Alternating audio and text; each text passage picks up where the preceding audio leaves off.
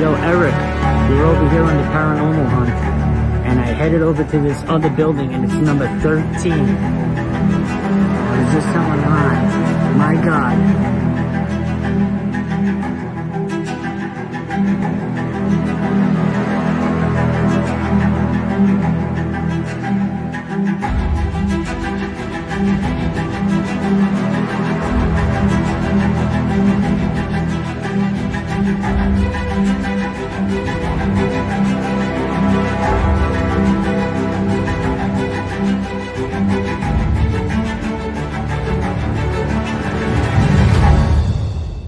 All right, today I think today's Thursday. Yeah, it's Thursday. It's Thursday. All day till midnight. I do want to say, Hello, Danny Statton's been sending me some interesting stuff, cool little videos on his channel, the screaming sounds outside his house. It's really cool when you hear stuff where you live because you know your area, you recognize the sounds, and it's very cool that he's capturing different sounds that he's not used to. I like that. And then Danny was sharing it saying, hey, what do you think of it? I like that when people share, like getting your idea before you put something out. All right. Now, everybody in the chat, right now, if you want to, on my community page, I put here, hold on a second. Let me put this in the chat. I'll explain what I'm doing. You can vote. I'm going to share the screen when I'm talking about. You can put in a vote right now because we're talking about the stories of the Conjuring, where the stories come from. We all know that all these stories do wrap around Ed and Lorraine Warren.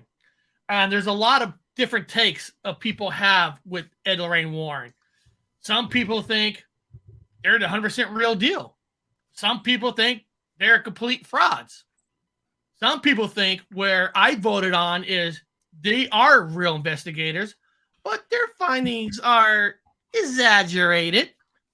Or, if you're honest, I don't know anything about them.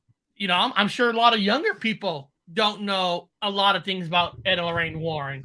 We're not going to hear, and I know some people like to fuss in some ways, like, no, they're not real. Whatever. Listen, they are real paranormal investigators. 100% real. They do investigate. Now, the question is, are they exaggerated? And I would say everybody almost exaggerates to a certain level. Now, how much of that level is debatable. I think what kind of happened with them was they're during the time when paranormal investigation wasn't like popular. It wasn't like on TV. And when they start getting the spotlight, Ed was an awesome speaker. The guy was a speaker. He was meant to be in front of a camera. Now, probably during his beginning of their investigations, they were probably more 100% real. Then they started getting a little exaggerated because they're getting from the TV. And we all know when you get from the TV, TV likes more excitement. And he was the perfect guy for the excitement. So you could easily say their stories probably got a little exaggerated. But regardless, every story they got into were real phone calls to do investigation. How real, haunted they are, that's questionable. I always say, I remember Bigfoot Michigan Rob said, like joking wise, isn't every house haunted? And that's probably a really true statement. Probably every house, every block probably has some kind of energy, ghost energy. It just maybe they don't want to be shown or seen. Right now, where Ron is, there might be a ghost behind him. We don't know. It just doesn't want to be seen, kicking back. Now, I'm always wondering about that. I don't know why. I'm a sick guy. I'm sick-minded. I'm always wondering, if these ghosts are watching you, did they at least leave the bedroom when you're alone with somebody? Are they sitting there? I mean, isn't that a weird thought, thinking that ghosts might be sitting around saying, oh, this is the night. Oh, they're bringing out the lubes. I know, right? I used to tell, when my son turned 16 and I used to shut the door for him to go to bed at night, I'd say goodnight and I'd be like, don't touch yourself. Your grandparents are watching you from heaven. And I would walk out the room and shut the door. Yeah, mine used to tell me it's going to fall off if you're going to go blind. You keep playing with that thing. I just want to shout out some people that are here real quick. Dina P is here. Freaky Geek is here. Then Lizzie Barden. Her and I were talking yesterday on another channel. She agrees that I'm going to do one of those kind of interviews with her. She's got a good story upcoming. I got Ron's coming up this Saturday, and I'm trying to make Then Lizzie the next one of one of her stories. Cynthia Price is here. Terry Brown. And you got to get Elena's story too. Make sure you get that on. Oh yeah. Ayano, yeah. Oh yeah. We'll have time. If Mike Johnson's here, if people really enjoy them, if the numbers shows, I'll start doing maybe 2 a week. It's trial. We're trying something to see how people respond. Stick with 1 a week, because then people kind of lose interest. I noticed by doing those things in the past like that. Stick with 1 a week, make them want it. Yeah, that's what I mean. Everything is experimental stages and all that. Now, the first very enjoyable Conjuring story, based on the first movie, I do have a video, but the first Conjuring story, let me pull it up here in this article, is basically the Parent family hauntings. Probably one of their most famous haunting. I don't know if it's because maybe the movie kind of made it even more popular, but it is considered one of their most popular stories. That it was in the 1970s. So what I'm going to do is I'm just going to play the video of. Let me see what it's called. Most well known. The real story behind The Conjuring. So this is now. Listen, guys. This is a video from somebody on YouTube. This doesn't mean that the story he's saying is the actual truth, what happened there. But this is why we do this. We play it, we talk about it, we debate it, and we give it our opinions. That's all it is. It's all in opinions. We don't know for a fact because we weren't there. I wasn't at the Perez family. I was born in 1973. So even if I was there, I wouldn't even know what the hell is going on because I'll just be a little baby. I'm sure the other 2 weren't born. No, actually, I don't know. I'm probably the oldest of the 3 up here, right? Am I the oldest? It depends. How old are you? 49? No, I'm the oldest. I'm sorry. Ron's the oldest. Thank God. Whew. Man, Yep. I literally call him the old man of the show. That's and we it. could call Anthony the young buck of the show. The Baby, young gun. baby. Let's check out the real Anthony's story. the whippersnapper. The whippersnapper. So this is the real story behind The Conjuring.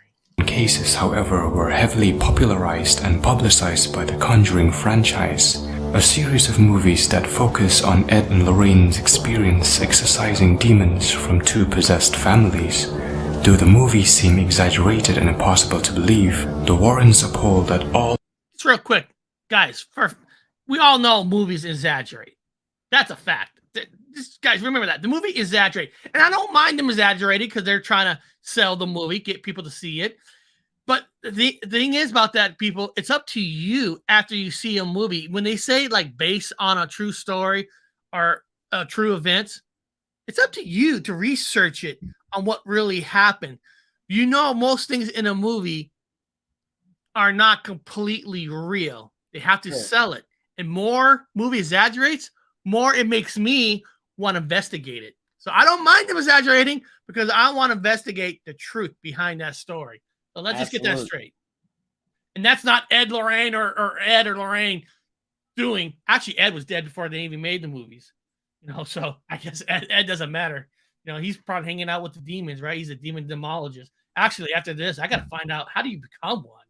A lot of studying. How do you become a demonologist? Demonologist, a lot of studying, Mo. And is there a real field in that?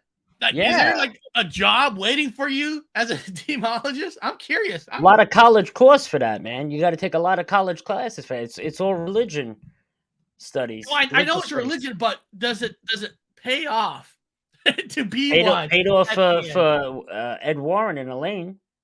Well, yeah. Pays off for Ghost Adventures. He was like the pioneer, and also it makes him sound even better, right? He's just not a paranormal investigator. He's a demonologist. Cool title. It is a cool freaking title. Maybe we all should go to school and get ours. I'm a demonologist. All of the events depicted actually took place. the true story of The Conjuring remains almost unbelievably chilling to this day. The real story of The Conjuring begins with the first film, which focuses on the Perron family. In January 1971, the Perron family moved into a 14-room farmhouse in Harrisville, Rhode Island, where Carolyn, Roger, and 5 daughters began to notice unusual happenings almost immediately after they moved in. It started with small things. Carolyn would notice that the broom went missing or appeared to move from one place to another on its own. She would hear the sound of something scraping against the kettle in the kitchen when no one was in there. She'd find little piles of dirt in the center of newly cleaned kitchen floors. The girl started to notice spirits around the house, though for the most part they were harmless. There were a few, however, that were very angry. Carolyn allegedly researched the house of the home and found out that it had been in the same family for 8 generations, and that many of them had died under mysterious or horrifying circumstance. Several of the children had drowned in a nearby creek, one was murdered, and a few of them hanged themselves in the attic. The spirit was depicted in the film Bathsheba, the worst of them all. Whoever the spirit was, she perceived herself to be mistress of the house. It turns out that there was actually a real person named Bathsheba Sherman who lived on the parents' property in the mid-1800s. She was rumored to have been a Satanist, and there was proof that she had been involved in the death of a neighbor's child. Though no trial ever took place, she was buried in a nearby Baptist cemetery in downtown Harrisville. The parents believed that it was Bathsheba's spirit that was agonizing them. Andrea Perron, the eldest of the 5 daughters of the Perron family, claimed that the family encountered other spirits as well that smelled like rotting flesh and would cause beds to rise off the floor. She claims her father would enter the basement and feel a cold, stinking presence behind him. They often stayed away from the dirt floor cellar, but the heating equipment would often malfunction mysteriously, causing Roger to set out downstairs. Over the 10 years that the family lived in the house, the Warrens made numerous trips to investigate. At one point, Lorraine performed a seance to attempt to contact the spirits that were possessing the family. During the seance, Carolyn Perron became possessed, speaking in tongues and rising from the ground in her chair. Andrea claims to have secretly witnessed the seance. "I thought I was going to pass out," Andrea said. "My mother began to speak a language not of this world, in a voice not her own. Her chair levitated and she was thrown across the room."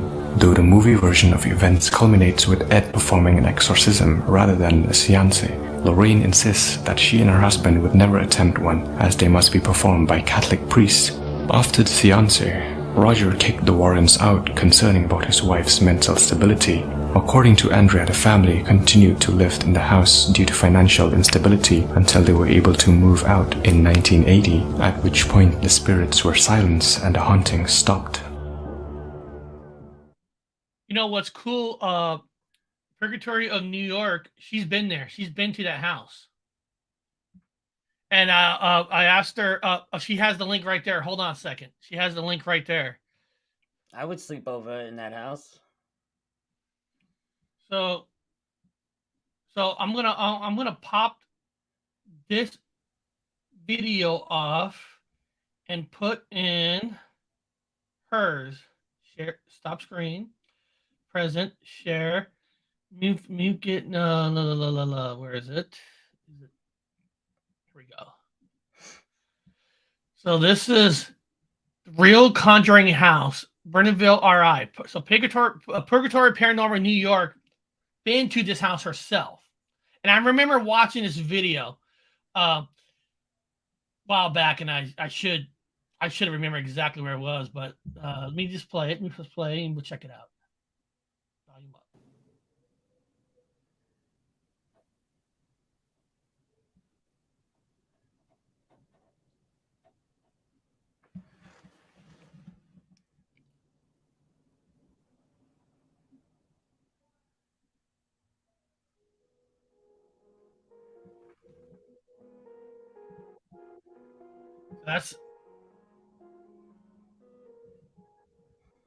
That's her filming it. It's really cool to have people in the chat that's actually been there, you know? Oh, yeah.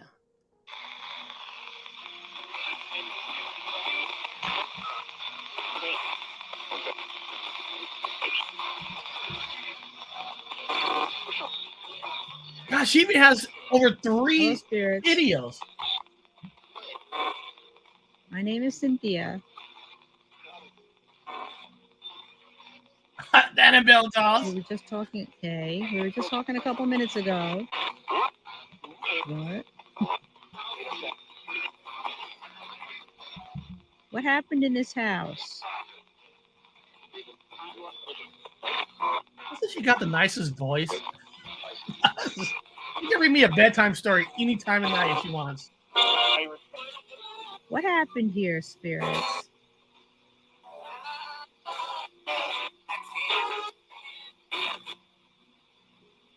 Welcome, ladies. Casual conversations.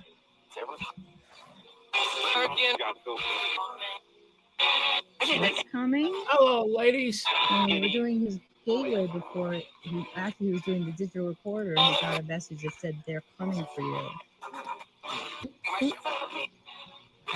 Who's coming for You us? must have followed me, it said. Let me ask. How cool. I'm gonna ask. It is cool. I mean, she's cool. I mean, I've seen this, and she has like 3 videos of it. So Purgatory Paranormal in New York. Of course, we don't have time to put up all 30 videos. In your opinion, since you've been there, in your opinion, is that house haunted? Yes or no? Now, guys, apparently they're using this house to rent out. I'm guessing. I'm guessing nobody technically lives there. They're renting it out. I'm guessing. I don't know. But if you own this house and if you're staying there and you know that your house is haunted, is it really smart to put a couple Ouija boards on top of the fireplace, you think? If you're not using them, I mean, they can't cause any harm, right? Or am I wrong? It's as haunted as other house. Any other house. Nothing Malevolent. is there. Now that's another question. Do we believe, Ron, do you believe?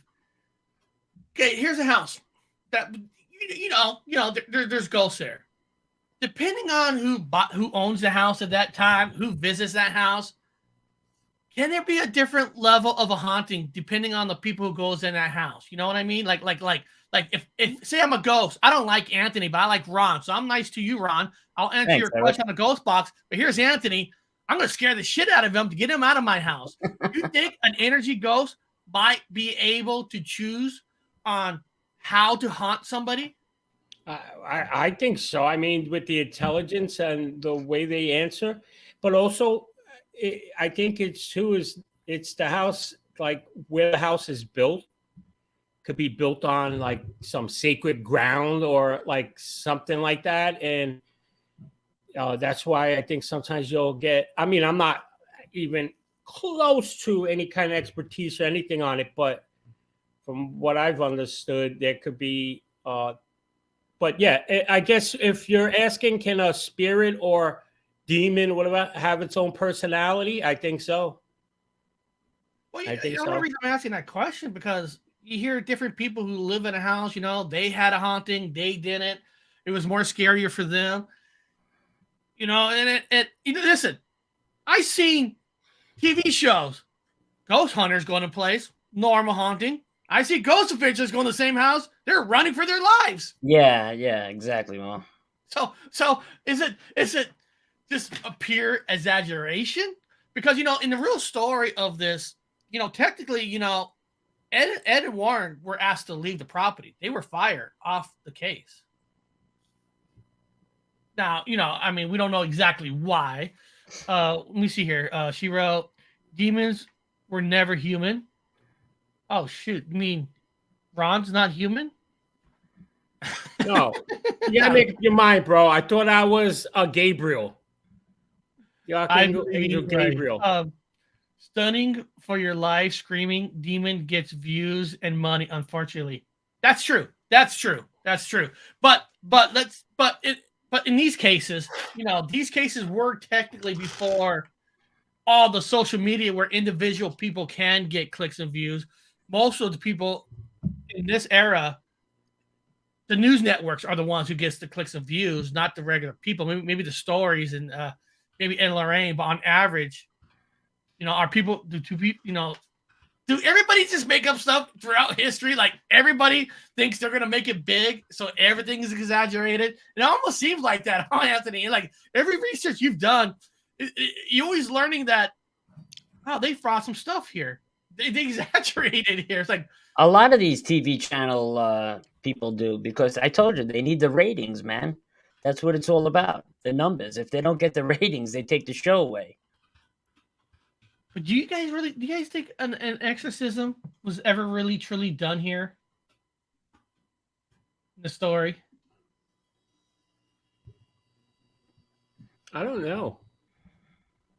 I mean, a lot of stuff came out afterwards, right? Saying that, and I'm not saying that, but they said that it was all BS.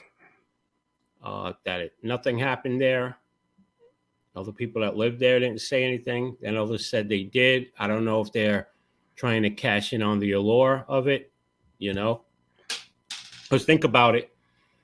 Like if you bought the Amityville Horror House, how many people just go there every year just to pass by like that? And Yo, let me. What's that? Let me tell you this. I don't know. He just made us be quiet, and then he blew his nose. I'm sorry. I was looking at my phone and I looked up and I just said something. I didn't mean to cut you off. What's up, Buck? Well, we asked you a question, Anthony. What's the answer? This morning, I was in my living room and I heard the broom downstairs fall and hit the concrete. I have a granite floor down here, so I have a push broom down here. And I heard it literally fall and hit the floor. I know I heard it fall and hit the floor. Come downstairs, pick the broom up, set it back up, go back upstairs. I'm sitting on the couch. Now I got the broom in the corner of the wall, so it can't fall this time. Go back upstairs, sitting down on the couch, watching TV again. Smack. I said, there's no way that broom fell again. There's just no way. Come downstairs, the freaking thing fell again. But it was I had it this time in the corner of the wall, leaning, so it couldn't fall. I'm telling you, there's something in the house. I heard something going up and down the stairs that time. Then the baby's picture frame fell in her room off the wall. Now the broom. I don't know, 3 strange occurrences within a week or so. I don't know. I think we're gonna have to set up shop here, Ron. All right, let's do it. Maybe it's a female ghost, Anthony, and it's mad that you're not talking to it. Maybe it's nothing. Maybe it's something. Maybe it's something that I'm. What did Amber's Power World say the other day? Like when you make it happen. I forgot the term she used. Conjure. Yeah, I guess if you not conjure, there was another term that she used. Like where you will it to happen, so to speak. You know what else is a ghost? Radio Shack. Is there even Radio Shack exist anymore? There's no Radio Shacks where I live at anymore. They're gone. We had one here on Staten Island. It's gone now. Yeah. I have one on Metropolitan Avenue over here. So they are still around. There's none around here. I used to love as a kid going to Radio Shack. You build your own radio. Buy the kits, the scanners, and all that. Kits. I mean, and as a kid, you're actually learning how to build something. I mean, they had computers like the original Apple was there to build yourself, and it's just I miss Radio Shack. Then of course Radio Shack became almost like every store, but Radio Shack always had those odd devices you couldn't get at a regular store and parts and stuff. So I miss Radio Shack, and I wish Radio Shack would come back in my area, but I love it. My dad used to buy the little police scanner kits. And we would put it together, and you could pick up all the frequencies. It was great. They had really good stuff. I mean, there's a store that couldn't survive the last 3 years, but everything that went on in the world.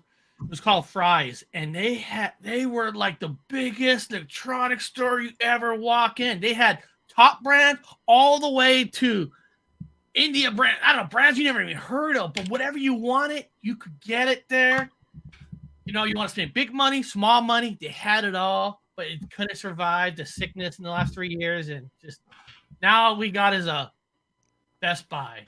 My new Luna Optics 3rd generation night vision should be coming here in like another month. I should get it. Well, let's talk about the next one. the next Conjuring movie was actually in England. Enfield. I forgot the name. Hold on. Let's play the video. Or is this the wrong video? Hold on. This one? 1977, the Hodgson family started seeing and hearing strange things. Janet, who was 11 at the time, recalled sitting up in bed to see her dresser slide across the room that she shared with her brother. Frightened, they shouted for their mother. Later, the family began to hear knocking coming from all sorts of places in the house. She remembers her mom thinking there were burglars or drifters hiding out in their home and calling the police to investigate. The officer who arrived reported witnessing a chair rise up and move across the floor on its own. Reporters from the Daily Mirror, who were also called in to report on the Enfield haunting, experienced them for themselves too. Legos and marbles were reportedly flying around the room, hot to touch when picked up. Clothing folded on tabletops would leap off of them and fly across the room. The sound of dogs barking would be heard in empty rooms. Lights would flicker, coins would drop out of thin air, and furniture would spin or topple over without being touched. Then one day the iron fireplace in an upstairs bedroom was ripped out of the wall. After that, paranormal investigators from all around the world showed up, claiming to be able to contact spirits and wanting to know about the Enfield haunting. Most of them decided that the children had been faking the experience, as one of them had admitted to doing so on one occasion, but the Warrens were different. They showed up and immediately believed that a demonic presence was present. However, their claims were overlooked, as a noted skeptic at the time accused Ed Warren of exaggerating and even making up incidents, often transforming a haunting into one case of demonic possession. This is where the story differs from the movie, as there were no exorcism-like practice from the Warrens. In 1979, 2 years after they began, the hauntings abruptly stopped, though the family maintains they did nothing to stop them. So the Enfield, you guys know a lot about. Have you guys seen The Conjuring 2? You guys know a lot about that story about the Enfield. No, I'm not that familiar with that. The Enfield, 11-year-old Janet Hodgson was subject to a ghostly haunting that lasted nearly 2 years while living in Enfield. There's actually a movie that's not Conjuring 2 about the Enfield accident, or not accident, but the incident that doesn't have the Warrens in it. I don't know where you can find it, but it was a limited series, like a 8-episode series on this. And it's really, really good. I just don't know where you can find it. Many British publications caught of the eerie events taking hold, which reached a shocking climax when Janet supposedly became possessed. Many chilling moments pulled from real life incidents reported by the Hodgson family. Audio tapes recorded a deep scratching voice coming from Janet Hodgson, claiming to be a man called Bell Wickens, a real man later proven to have died in the house. More than 30 witnesses recall the supernatural event, from strange knocking, furniture moving, and fires basically igniting in the house. Now, I remember Enfield, somewhere on YouTube, you can actually listen to the tapes. I actually used to have the tapes, but I couldn't find it no more. Let me see here. The Lost Art Recording. I used to have the tapes, but or recorded somewhere, but it seemed like somehow it was pulled. So I don't know if they copyrighted it now, or people can't get it or not. But the term I was thinking of was when you manifest something yourself. Yeah, that's what I was saying. Yeah. Now I'm sure you guys have heard evidence, of proof of audio tapes of somebody speaking like in another language or something. Ron, with all your expertise with recordings and all that, but so I know this is a hard kind of question.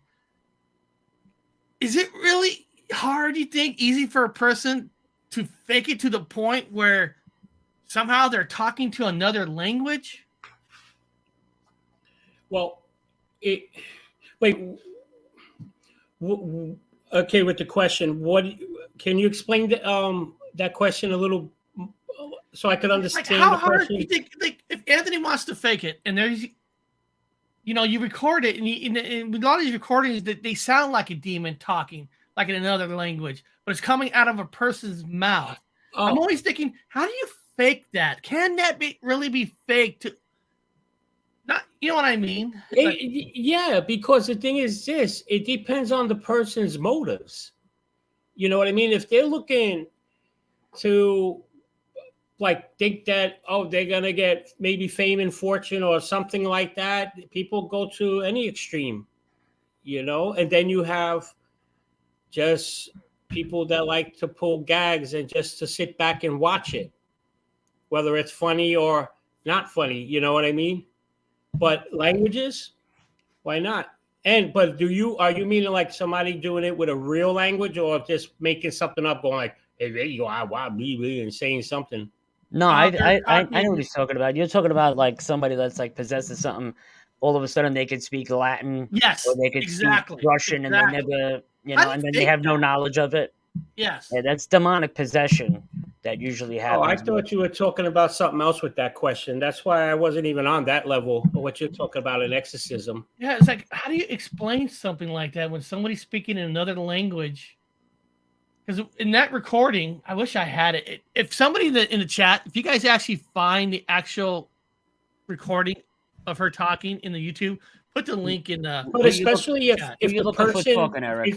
If there's actually somewhere, I had it a long time ago, I can't find it no more. There's actually the real audio tape. They recorded the little girl speaking in another language. What little girl? In the Enfield incident. Her name is Janet Hodgson. Yeah, but if the person doesn't know another language and starts speaking another language, you can't really fake that. I don't know how and I mean, not saying just 2 words. If you just start speaking fluently and saying, well, in another language, and it's known that the person doesn't know that language, I don't know how you explain that then. It has to be some kind of possession or something. Found it? Let me see here. Yeah, give me 1 second. Let me look at the chat. Sorry, guys. 1, 2. It's on the bottom, Eric. Okay, let's see. You want me to let it play? On the just the recording part, yeah. You want the audio? Yeah. Okay, here we go. Say my name. Come on, let me hear you say my name. Well, that's it. Name.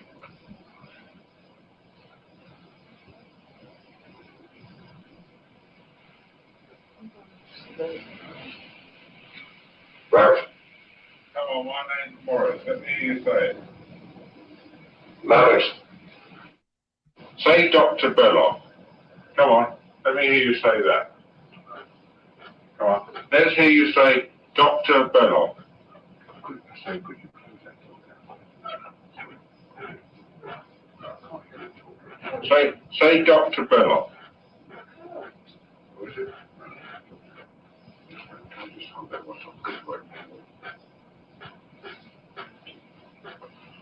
Now, if you squeak the bed, I can't hear you talking. Now, say Dr. Belloc.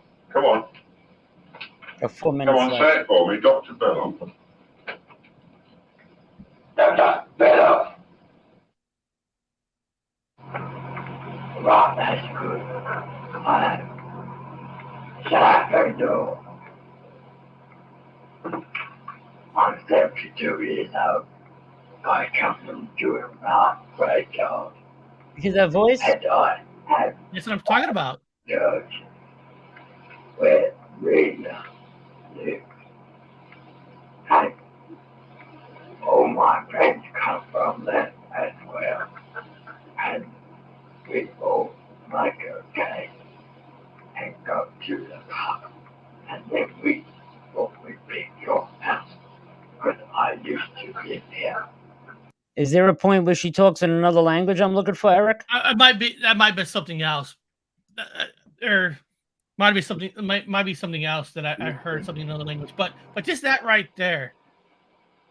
I mean, would that be spooky to you, Ron? Or do you think Anthony, hit the closed caption button, please. What do you want? See the little CC button down there? Invisible? Why are you invisible? Hit that, so then we can see what it's saying, the words. You want me to just leave it with the closed captions or both? Yeah. Leave it both, just so we can understand what it's saying. Do any friends go with you? Yes, over them. Over dogs, 68 dogs. And what do you got 68 dogs for? So that they can protect me from you killing me. They can guard you right off. How can we kill you, Bill? You could shoot me off. Now, how can we shoot you if we can't see you, Bill? My man to God. Sorry, I didn't hear Crazy. that, Bill. My man to God. By praying to God. So, what you're saying is we couldn't get rid of you by praying to God. Yes.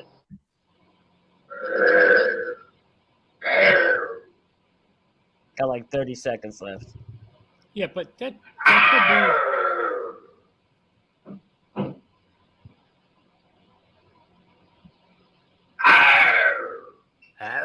That's how I That wake girl- up when I was hangover. And that Sounds like me picture- on the toilet. That picture, that girl in the air, that's the girl that's doing that voice. It's just Now, Sounded like me in Cambian's bathroom. yeah, I heard that too. It was serious, man. I thought he was really possessed, and he was exercised, whatever came out of him. Because if you go there now, there's a redwood in Cambian's backyard. That's it. I have exorcised the demon. can a girl that age pull off that good of a fake? Now, is anything documented on video or anything of that girl talking like her? But is that on video by any chance?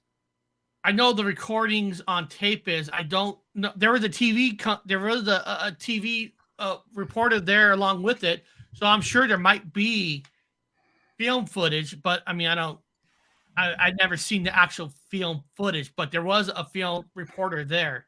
There were a group of them interviewing her in a way. You know, I want to say something real quick because this is so weird. We just pulled this up. My niece that I adopted, she's 8, and she'll do that voice like that every now and then. She'll be like, "Uncle Anthony, leave me alone," but she'll do like that deep voice like that girl was doing. So I wonder. I mean, I know she can do it and sound like somebody else, and she's 8, my niece. I wonder, can you really believe that girl was maybe putting on an act or something, or was it real? That's what I don't know. And the only thing. I know you're right. I mean, I was thinking that too, but it was a pretty long conversation. You would think if they could do it, they do it like, I mean, I don't know, like they could do it, but then their throat starts to mess up the longer they go. But the thing is, though, I'll be honest with you, Eric, there was nothing special about the way they were talking this day. Anybody could do that. Even a young kid like that talking. I'm just saying, it's like, if it was something like where the young kids started talking, like you said, another language or something, and just started speaking it like that. Yeah, that was another case. That was my bad. No, I know, but I'm just saying, if something like that happened, I would be like, whoa, especially if it's known that the person doesn't know another language, then that's something. But like that, and again, I'm not saying who knows, that could be just legit, but it's not that spectacular that I think, to me at least, I guess. No, that's fair. That's fair. That's why we're talking about it now. Another famous story that's in the Conjuring movies is, of course, the famous AnnaBelle, the curse of the AnnaBelle doll, which is the movie made the doll scarier. Technically, in real life, the doll is just a Raggedy Ann doll. Here's a small video. It's not the best video in the world, but it's not copyrighted either. I was able to use it.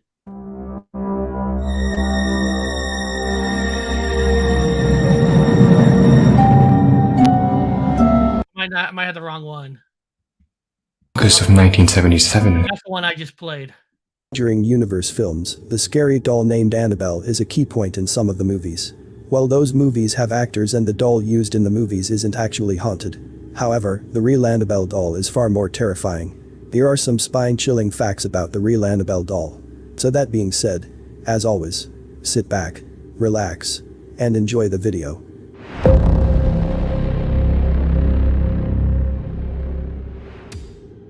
Number 1. Lorraine Warren did not like staring at the doll because it had done a lot of bad harm on a lot of people. Also, Ed and Lorraine's daughter, Judy, said her parents told her to not give the doll recognition and to never look it in the eyes. Number 2. Save Lou. These words, scrawled in childish letters, appeared on a mysterious note that Donna found in her apartment. Donna's friend Lou, who doubted her stories about AnnaBelle, seemed to be in fine health. But soon after the mysterious note appeared, Lou woke from a terrible nightmare, feeling like he was choking. To his horror, Lou looked down to find AnnaBelle crawling up his leg.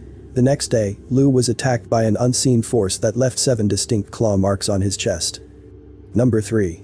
When Ed Warren recounted AnnaBelle's story to a priest, the latter reportedly dismissed AnnaBelle with, "You're just a rag doll, AnnaBelle, you can't hurt anything." Lorraine sensed trouble for the priest and warned him to drive carefully. He later called to tell Lorraine he'd been in a near-fatal car wreck on the way home when his brakes failed. Number 4. The Warrens said that the doll was given as a birthday gift to a young student nurse, Donna, from her mother in 1970. But it wasn't long after that she started noticing strange behavior in her apartment. However, Donna would still treat the doll like a little girl. In fact, you can see a little bracelet on its wrist to this day. Number 5. The Warrens said that Donna and her roommate actually contacted a medium to hold a seance. And finally, someone once offered Spare $1 million to buy the real-life AnnaBelle doll. These are some of the terrifying facts about AnnaBelle doll. Have you ever encountered any such instance?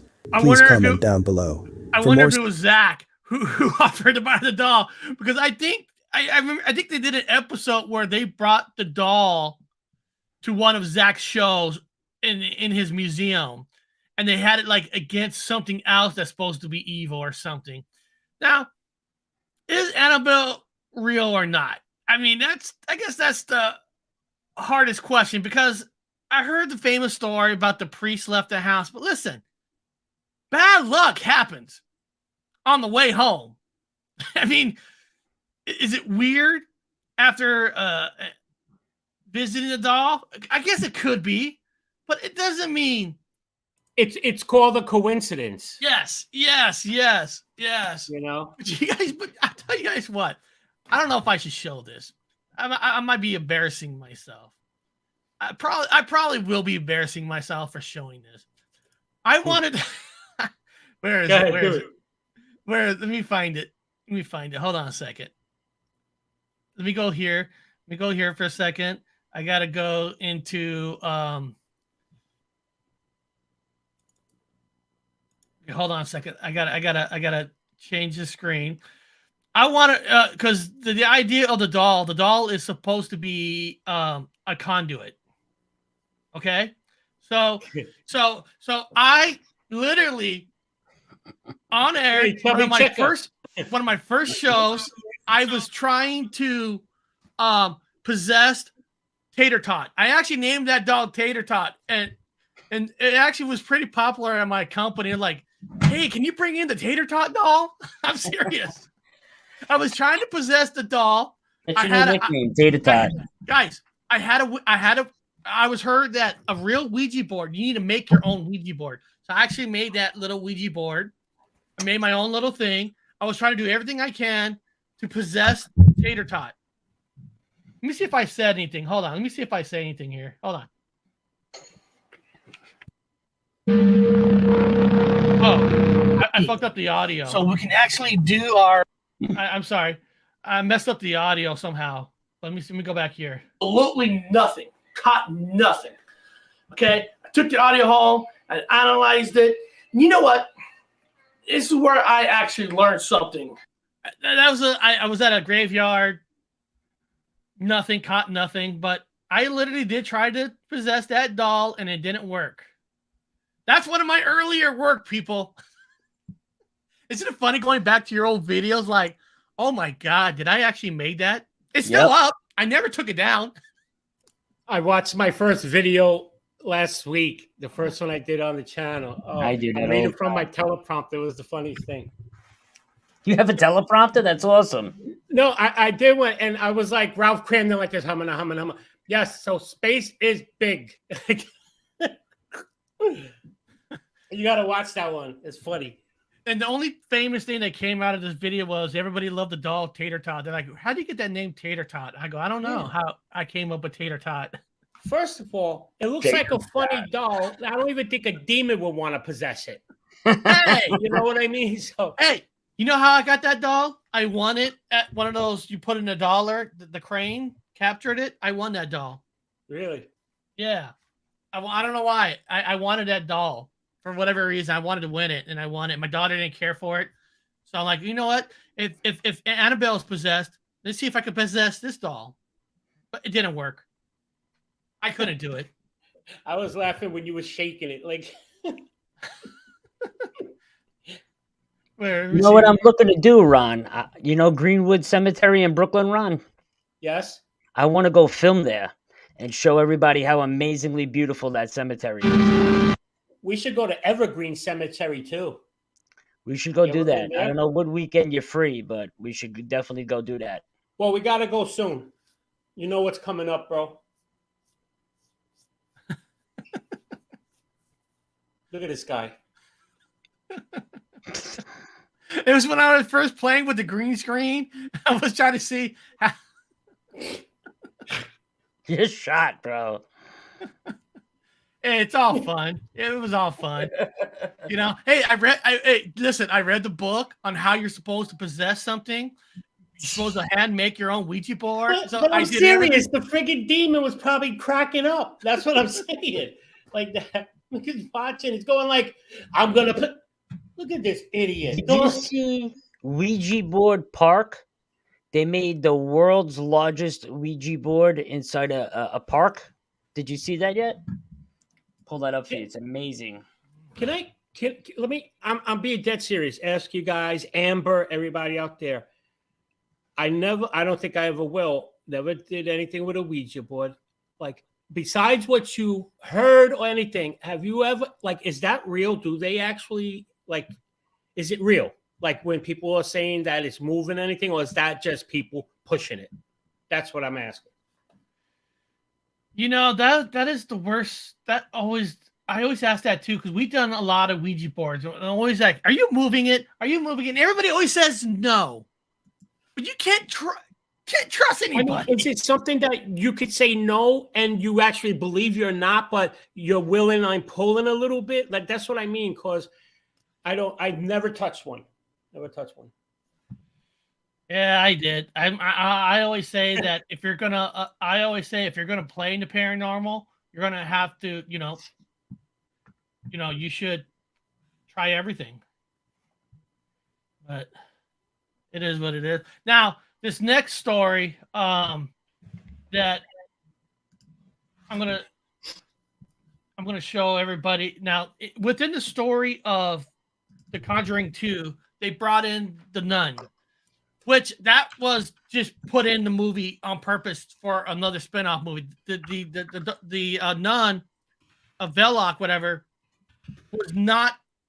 had nothing to do with the Enfield thing. Which in the movie, Belle Wickens was a ghost that was actually captured and used by the nun demon in the movie. That was completely fake to make a nun movie. So this is a video of the nun, the true story of the demon Valak.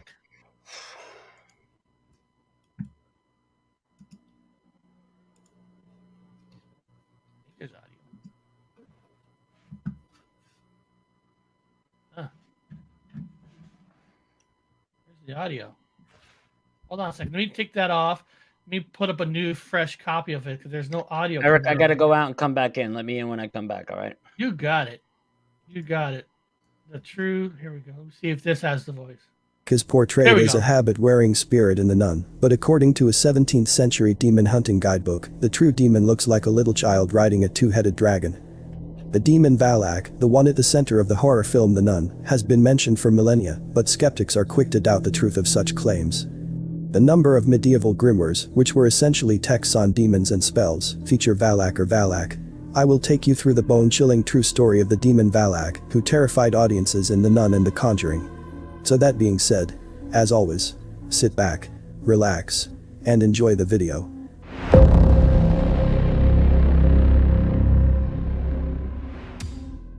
Valak first appears in a grimoire from the 17th century called Clavicula Solomonis Regis, also known as the Key of Solomon. Valak does not appear as a nun, as she did in the 2018 movie, but rather as a malevolent youngster with the power to summon serpents.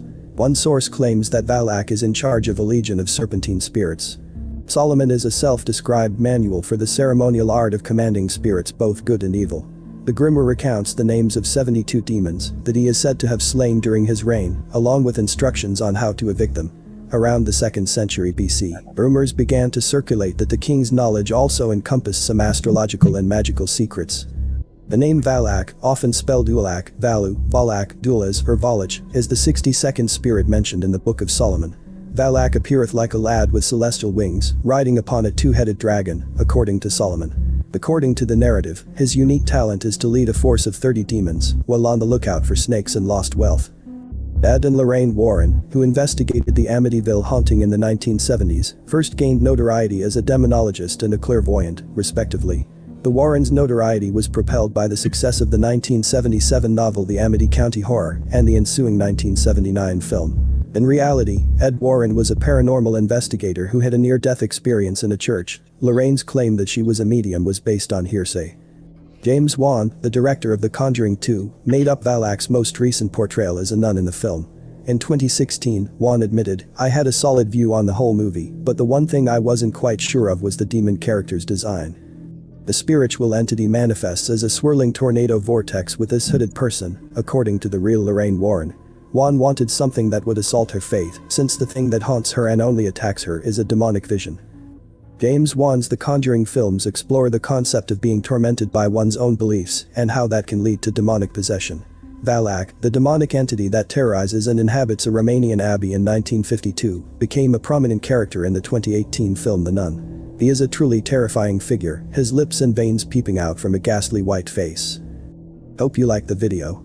For more such videos, please subscribe. Now, would you guys date her? I mean, would you really? Oh, sure. You know, I mean, she's a person too. She might have a nice personality. So is there? I know they mentioned something, scriptures or something, or with this name and stuff. Is this a real figure in religion? I don't know. I think the demon's name is real, Valak. I'm not 100% sure. They probably did for the movie, I would assume. I could check for you. Eric, look down below. Look how big the Ouija board park is. It's the world's largest Ouija board. Look at that. Massive. Let me see if I could pull a Ouija board bigger. Yeah, you freaking need a forklift to move the thing. Forget it, man. It's gigantic, dude. Wow. That is, I mean, damn. Ever see anything like that? And that's real, huh? Yeah. Wow, you're looking for a big spirit to come. I mean, that would be like a really cool place to go film, you know? Well, let me show a bigger picture of it. I can make it a little wider. I mean, there it is. That's big. Wow. Wow. I mean, can you stand in there and make it move? Isn't that cool? Dude, it looks like a boat, that piece. So, yeah, Valak, spelled Valak, is a real demon. Wow. What about a faithful? Although Valak is depicted as a habit-wearing spirit, the real demon appears as a child riding a two-headed dragon. Must be one of Angel Wing's friends. Yeah. That's funny. That's funny. You guys believe that since you're reading it, it's a real demon name? You think that demon has really done some possession, maybe? From what I understand, Valak comes to you as a child. So, like, you ever hear stories where people say, you know, they're in a haunted house, they hear a child or whatever, but then you hear some demonologist and some paranormal investigator say that it's not always a child spirit you're speaking to. It could be a demon pretending to be a child, so you interact with it. And that's the kind of demon that it is. It gets your attention, makes you think it's a child. Next thing you know, you're giving it attention, but it's really a demonic entity. So that's Valak. I do apologize to the chat. been playing these videos. I haven't been looking at the chat. So if you guys were saying something very interesting, I apologize for not catching it. And I don't do it on purpose, but sometimes it's hard to do both. You know, I got one more video. Let me get it ready. Let me get rid of this one.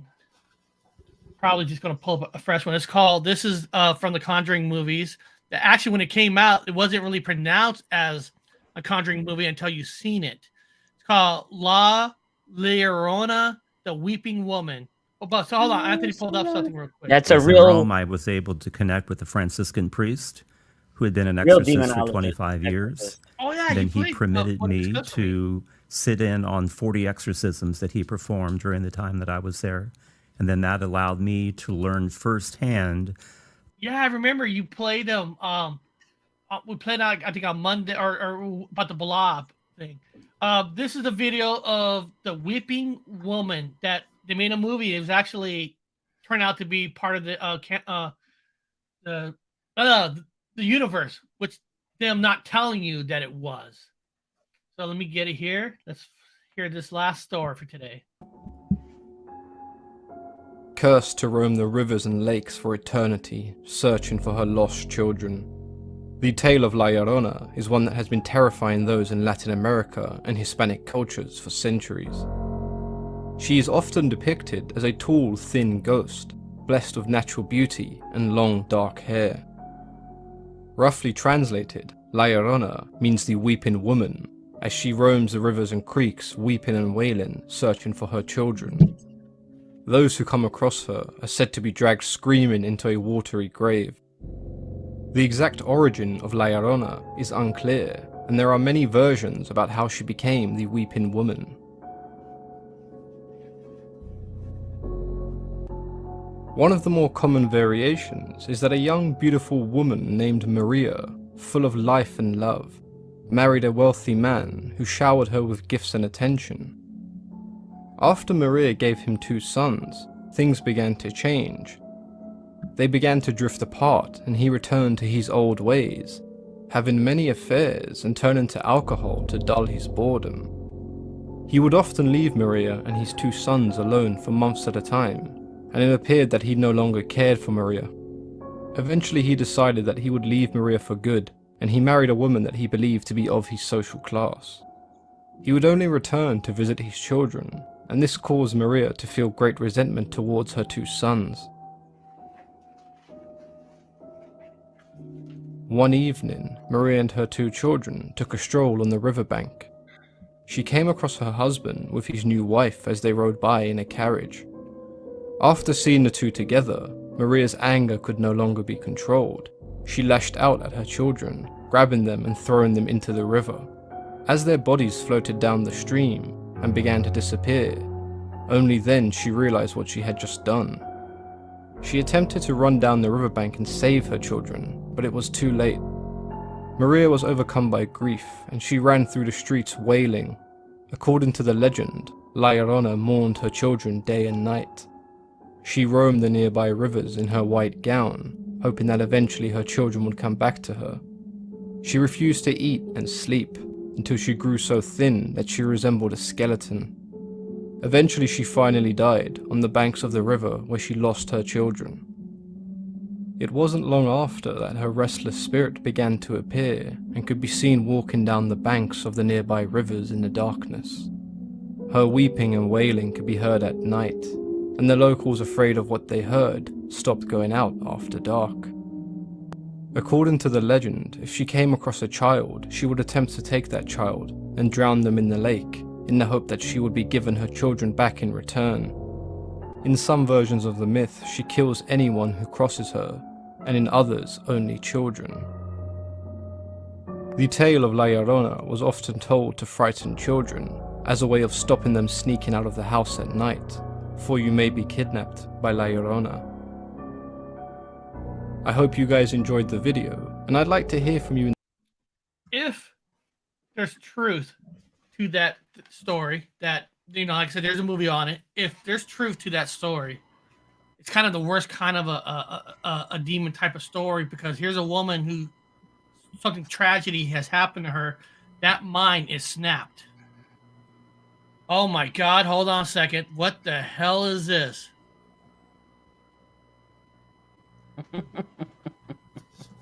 What the hell was that? You know what I mean? I mean, that's kind of a worse kind of a demon ghost, right? A person that has snapped in real life. Because losing parents is the circle of life where they should go first and you go second. But when you lose a kid before you, man, what does that do to your mind? I could see that. That's That just video a had the horrible energy. song. That video, because her name was, what was it, Llorona? The demon? We just saw the video. It had that song from the 80s stuck in my head. Remember? My Llorona. Every time you mentioned the demon's name, that song would play in my head. So, what do you think of that theory? That story, Ron? You believe anything in that story? There's a weeping woman ready to hurt you? I've heard other stories like that. I mean, it sounds wicked. I mean, talk about grabbing kids and drowning them. You know, this is a wicked story, but I don't know. I don't. Story had to come from You know somewhere. what? I believe in hauntings. I believe there's demons. I believe in spirits. I just never been into the whole like that thing when you hear stories about like, yeah, it stays down by the swamps and does stuff like that. And why? I mean, was she killed in a swamp or something like that? Or is it just The kids. The kids were killed. She murdered her children. And then it was too late for her to save them, so she stays down there haunting the property. So she killed the kids. What, she drowned them? Drowned them, yeah. I mean, that's a I don't want to go there and find out. I'll tell you that. Hell no. no. Paranormal investigator or not? No way. Well, you know, as an investigator, I would have to go down there.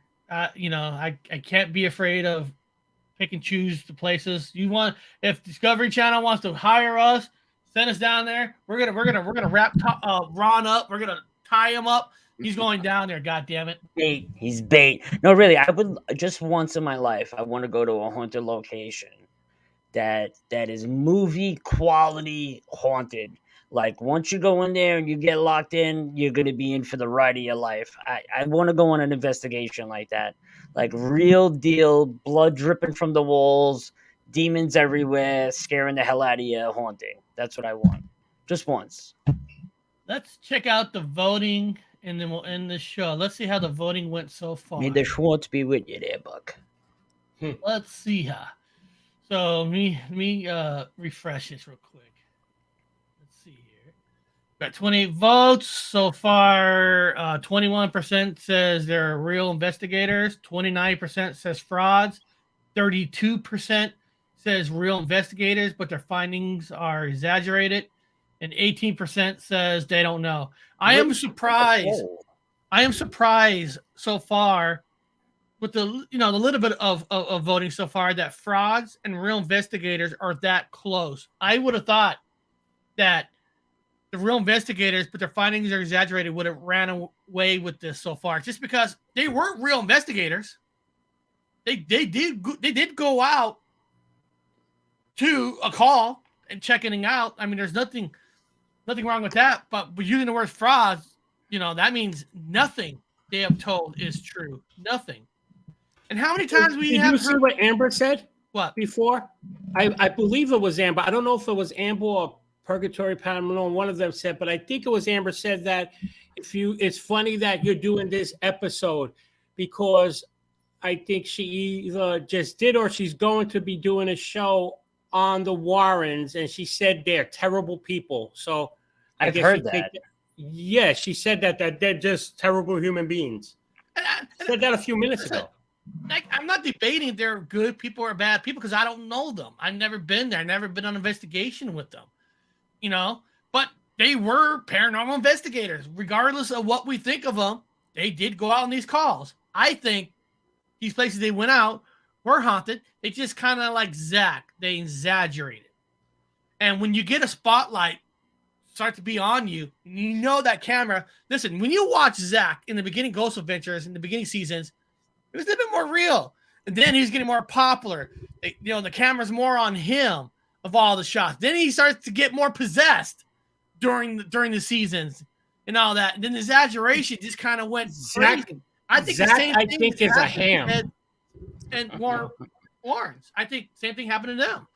The guy that was on my show, Adam Begin, the paranormal investigator, he's a paranormal historian. He sits on the board for Ed and Lorraine Warren for all their stuff, and even he's on the fence with their claims. Yeah, actually, now there's 30 votes. Oh my God! Now there's 30 votes, and it's tied frauds and real investigators. 30-30. Wow. And Amber, this is what she said. She said, Eric, it's so weird you doing this show. My next Ouija session will be with Lorraine Warren. I'm calling her and her awful husband out. I might get into a fight with a ghost. Pray for me. Yeah, and remember, this show's not about them. The show is about the story themselves at the places they're at. So, but if you guys want to know a guy you could trust, you say that's the real deal, is this guy right here. I'm telling you, it's this guy right here. This guy with Tater Tot. You can trust that guy. A man Tater Tot. Him and Tater Tot. Listen, if three of us had the opportunity one day to be able to get in a big RV, go cross country, to go all these hot spots for everything, I guarantee Tater Tot will come with us.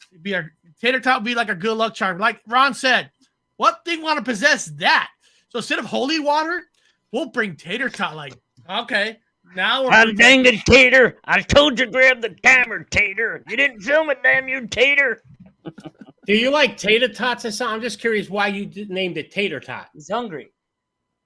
You know, it looks like it. I think. I can't remember. I think we just cooked some tater tots, and I had some tater tot, and one of my friends worked like, hey, tater tot. It took the tater tots and the doll, put the name together, and it was kind of like, wow, that's a good name for it. Tater tot. I could see the three of us in the truck going to do an investigation, driving there. Eric like, did anybody see Tater Tot? And everybody turns around, looks at me. There's like a foot hanging out of my mouth. I'd be like, wow, I was hungry. That, or you'll say, yeah, Ron dumped him out on exit 22, 3 miles. Exit 22. Threw it out the window. He's roadkill. Yeah. So for the last part, tater spot. So what are we doing? What's coming up, Rod? What's coming up with you?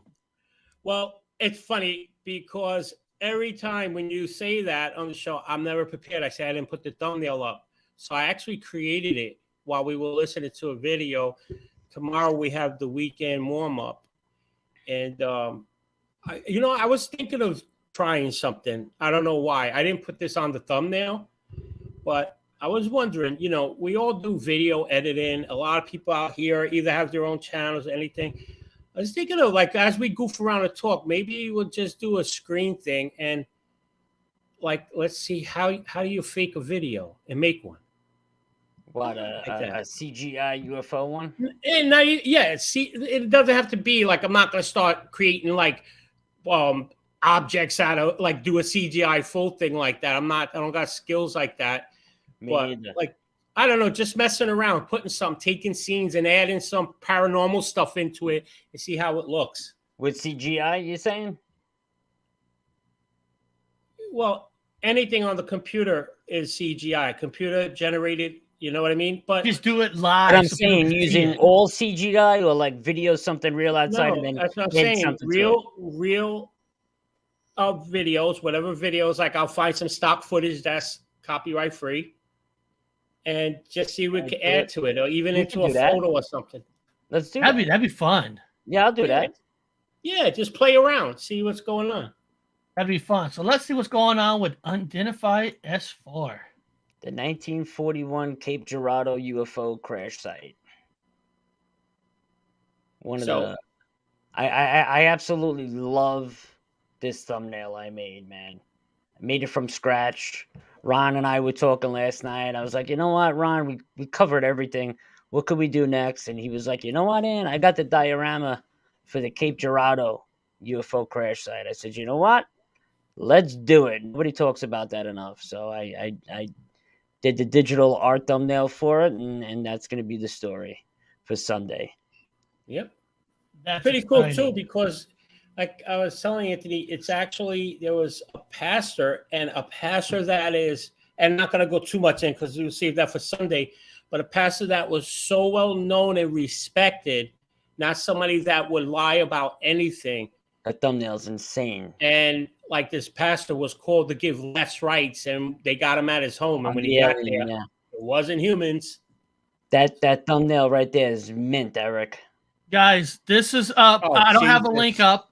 This is for Saturday. This is the Paranormal Hat Man, was seen by Ron of Cosmic Neighbors. I'm uploading this for Saturday. I'm just adding a few things to it, but I just want to show you guys it is going to be released this Saturday. This is Ron's story about the Hat Man, and this I love this story because honestly, I've never heard the word Hat Man before until this. So that's coming Saturday. That's coming Saturday. Tomorrow, I'm not going to do a live show. I might record something behind the scenes and do an upload for tomorrow. I got a little thing in my head I want to do as an upload, just a side thing. Premiere? What's that? A premiere?